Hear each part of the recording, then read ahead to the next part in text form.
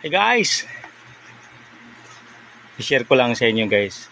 Kayo ba minsan guys na umating kayo sa isang seminars, pagpupulong o ano pa naman. Either yung nagsasamba tayo. May naririnig tayo na minsan patama sa karamihan pero tayo mismo ay tinatamaan. Masakit pala yung guys yung pag sinabi sa iyo ng totoo na anong totoo. Kunwari, anong mga gawain mo, yung pag-uugali mo, or ano pa man na nangyayari sa buhay natin.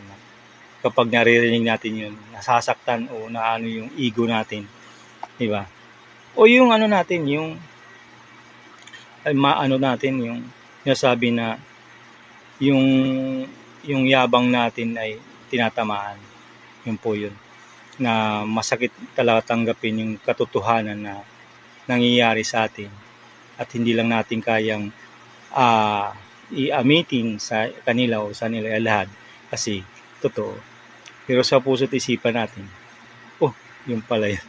Masakit din. Kaya pag ganun po guys, huwag nating basta-basta natin yung totoo. Minsan paano natin sa hunting lang, pakurot. Nangyayin natin yun guys. Share and like po. Maraming salamat.